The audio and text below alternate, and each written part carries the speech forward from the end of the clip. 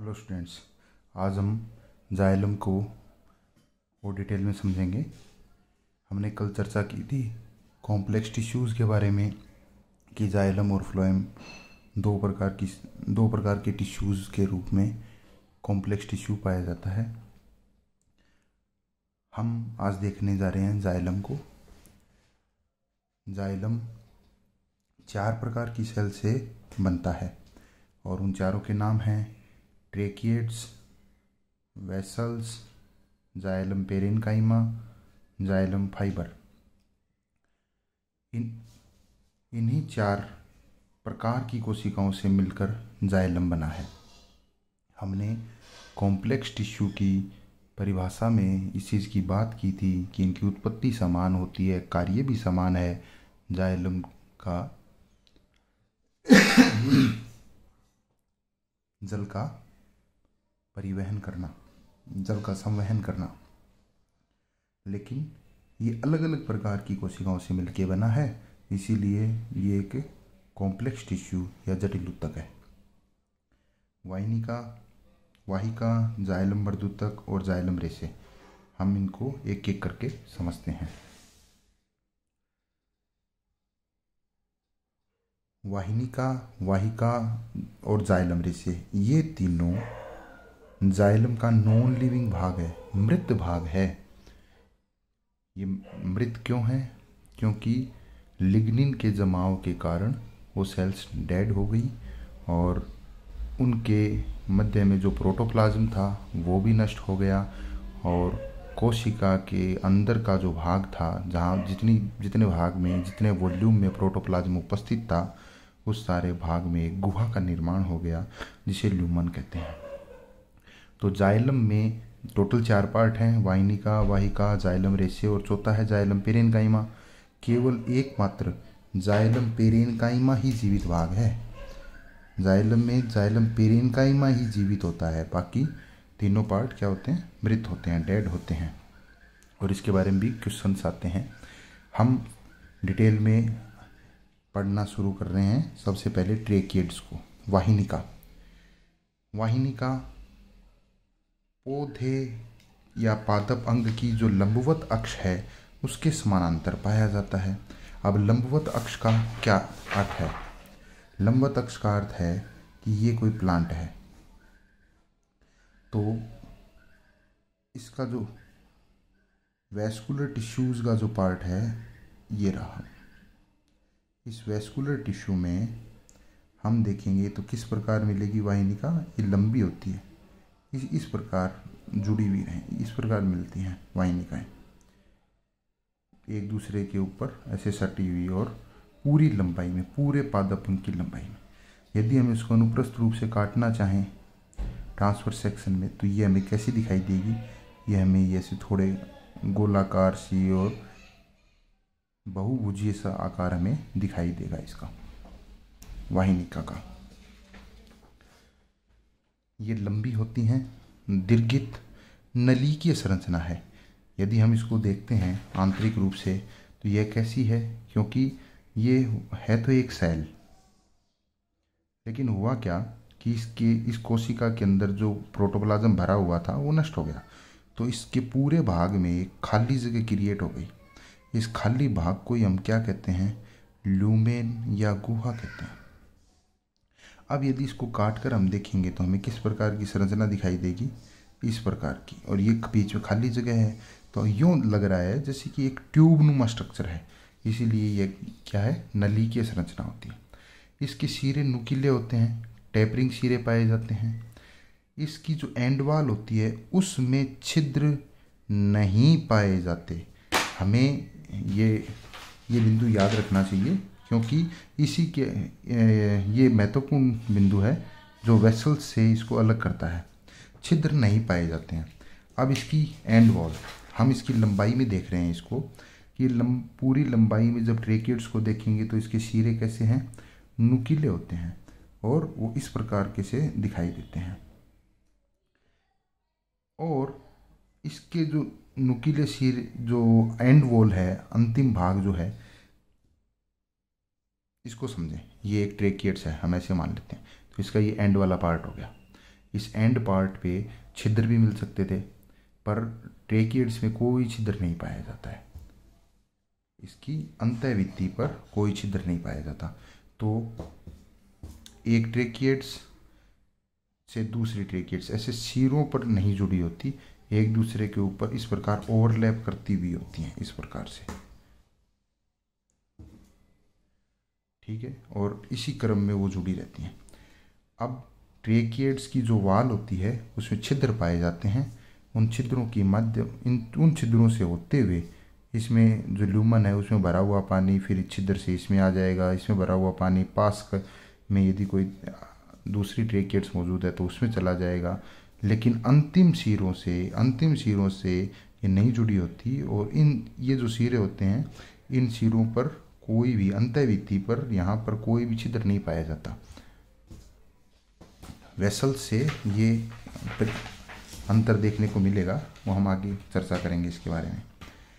हम बात कर रहे हैं कि इसकी पार्श्व भित्ति, इसकी लेटरल वॉल में गर्त पाए जाते हैं। गर्त कैसे मिलेंगे? पार्श्व भित्ति में गर्त पाए जाएंगे। ये गर्त सरल भी हो सकते हैं और परिवेशित भी हो सकते हैं, यानी सिंपल भी मिलेंगे और बॉर्डर्ड फिट भी मिलेंगे। ये टेरिडोफाइटा, जिम्नोस्पर्म और एंजियोस्पर्म तीनों में ट्रेकियड्स पाई जाती हैं। हम समझते हैं पार्श्व भित्ति क्या है।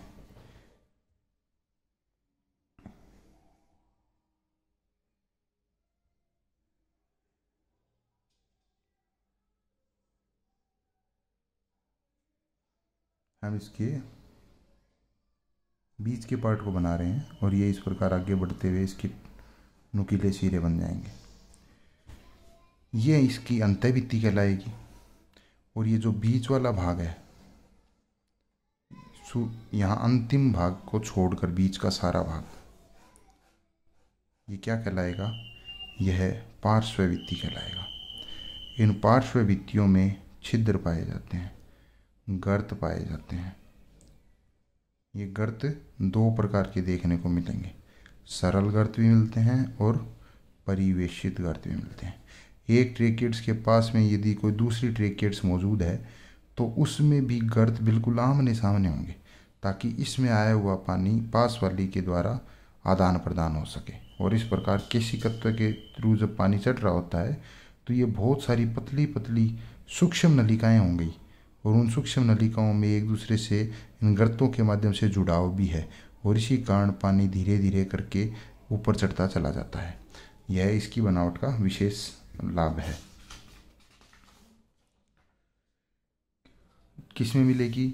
ट्रेकियड्स किस में मिलेगी? टेरिडोफाइटा में मिलेगी, जिम्नोस्पर्म में मिलेगी और एंजियोस्पर्म में मिलेगी। उससे पहले के जो पादप हैं जैसे ब्रायोफाइटा, उनमें क्या होता है? वो पौधे लंबे नहीं होते हैं और उनमें जटिल ऊतक नहीं पाए जाते, ये बात हम जानते हैं। नेक्स्ट है ट्रेकियड्स की संरचना, उसको देखते हैं।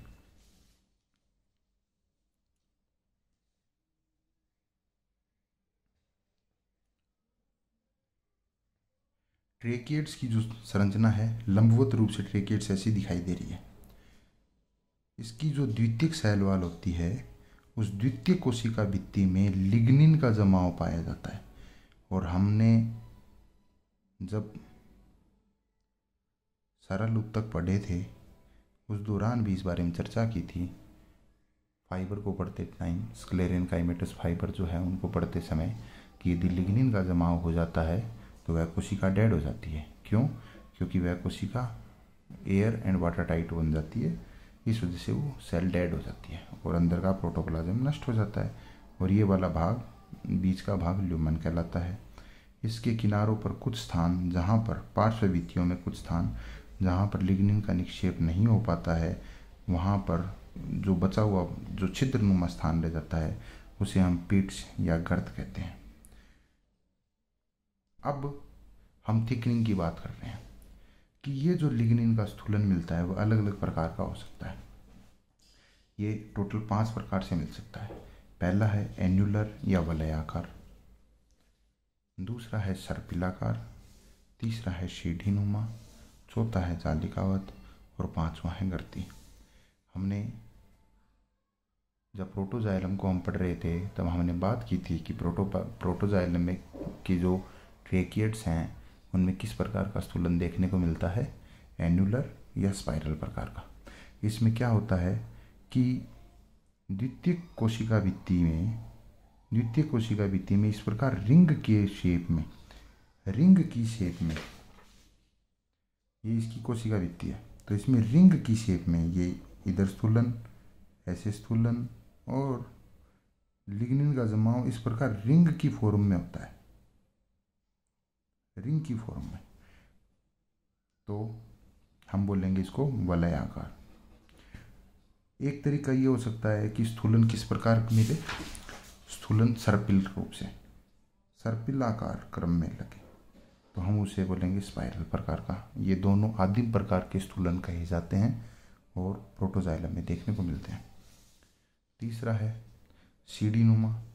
जब दोनों पार्श्व भित्तियों पर इस प्रकार लिग्निन का स्थूलन मिले और पार्श्व भित्तियों से अंदर की तरफ जो दो अन्य भित्तियां हैं वहाँ पर इस प्रकार का लिग्निन का स्थूलन मिले, तो देखने में एक सीढ़ी जैसी संरचना बन जाती है, जिसे सीढ़ीनुमा स्थूलन कहा जाता है। हम बात कर रहे हैं जालिकावत स्थूलन की।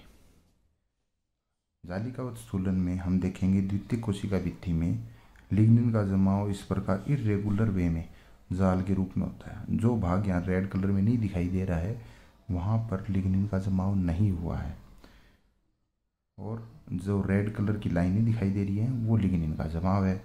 यानी यहाँ पर काफ़ी मात्रा में जगह बच गई है जहाँ पर लिग्निन का जमाव नहीं हुआ है। तो जो लिग्निन के जो स्ट्रिप्स हैं वो जालनुमा संरचना बना रहे हैं, इसलिए इसे जालिकावत स्थूलन या रेटिकुलेट थिकनिंग कहा जाता है। अंतिम प्रकार है गर्ती या पिटेड।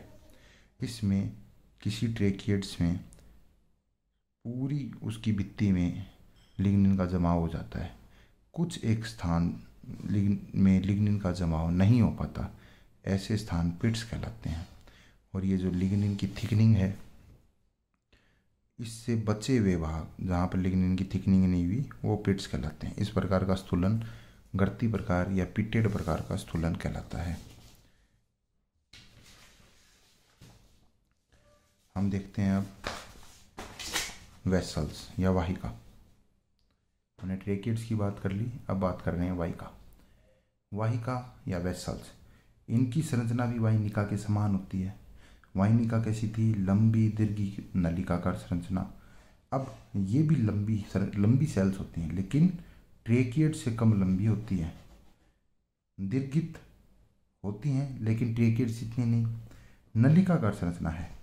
अब ट्रेकियड से अंतर क्या हुआ कि वेसल्स की जो गुहा होती है उसकी लूमेन होती है वो अधिक चौड़ी होती है। क्यों? क्योंकि ट्रेकियड्स जो है वो इस प्रकार की बनी हुई है और ये इसकी हो गई बीच में लूमेन, और ये इतनी मोटाई तक इसकी सेल वॉल हो गई। लेकिन यदि हम वेसल्स की बात करें तो वेसल्स कैसी होंगी? वेसल्स एक तो क्या होगा, आकार छोटा होगा। ये लो, ये एक वेसल्स है।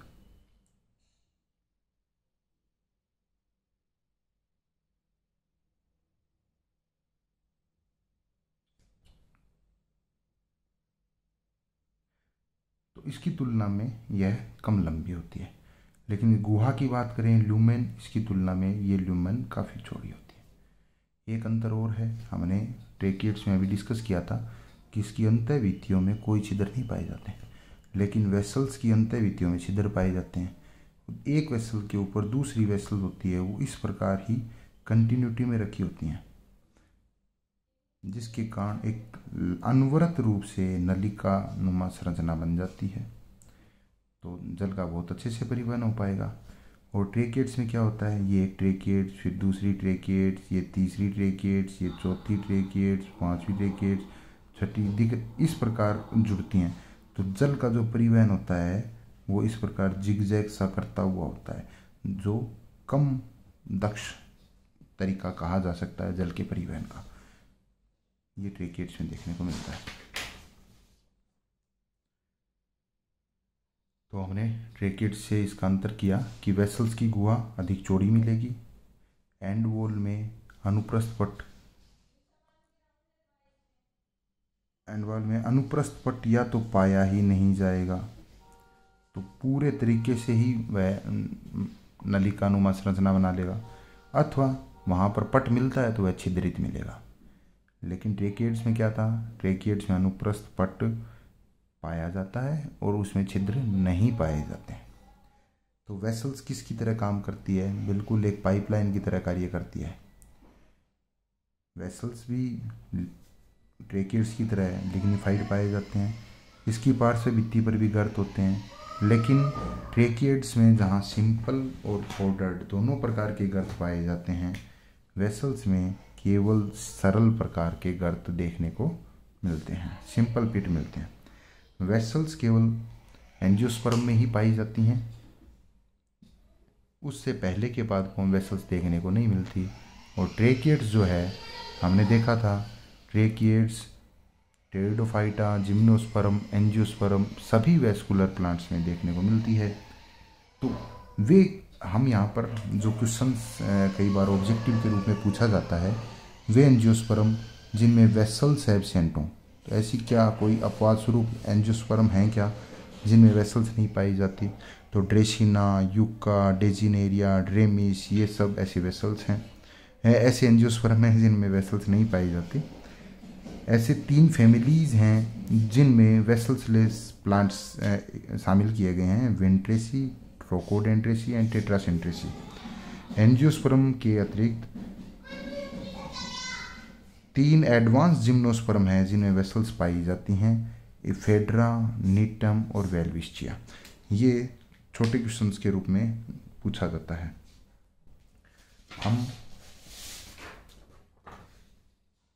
हमने जो अभी चर्चा की उसको दोबारा देख लेते हैं कि वेसल्स लंबी कम मिलेगी, थोड़ी चौड़ी मिलेगी, एंड वॉल से दूसरे वेसल एलिमेंट से जुड़ जाएगी, एंड वॉल पर छिद्रित प्लेट पाई जाएगी। छिद्र एक भी हो सकता है और अनेक वाले छिद्र भी मिल सकते हैं। यदि एक छिद्र मिलेगा तो ऐसी प्लेट सिंपल परफोरेशन प्लेट कहलाएगी, बहुत सारे मिलेंगे तो मल्टीपल परफोरेशन प्लेट कहलाएगी। इस पर हम ये भी जानते हैं क्योंकि लिग्निन का जमाव हो गया, लिग्निन के जमाव के पश्चात वेसल भी डेड हो जाती हैं, जिस प्रकार ट्रेकिड्स डेड हैं, परंतु एक वेसल के दूसरे वेसल के साथ इस प्रकार अंत्य सिरों से जुड़ जाती हैं, और अंत्य सिरों से जुड़ने के कारण ये एक अनवरत पाइपनुमा संरचना बनाती हैं। तो बहुत सारी वेसल बनकर एकल होने का आभास देती हैं, यह सिनसाइट कहलाता है, और इस प्रकार की व्यवस्था सिनसाइट कहलाती है। क्योंकि ये मृत कोशिकाएं हैं तो वेसल्स जो हैं वो डेड सिनसाइट के एग्जाम्पल हैं। इसमें टाइलोसेजेस आसानी से देखने को मिलते हैं।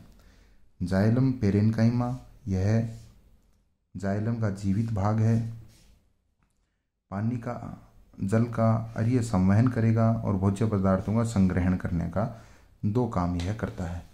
हम जाइलम फाइबर की बात कर रहे हैं। जाइलम का चौथा भाग जाइलम फाइबर या जाइलम रेशे, ये भी जाइलम का डेड पार्ट होता है, हमने बात कर ली थी। काम, यांत्रिक सामर्थ्य प्रदान करना, ये स्क्लेरेन्काइमा फाइबर हैं। हमने जिनकी बात जब स्क्लेरेन्काइमा पढ़ रहे थे, स्क्लेरेन्काइमेटस फाइबर, उसमें इस बारे में चर्चा की है, तो डिटेल पहले की वीडियो में देख सकते हैं। हमारा जाइलम का जो पार्ट था वह कंप्लीट हुआ। अब नेक्स्ट वीडियो में हम फ्लोएम पे चर्चा करेंगे।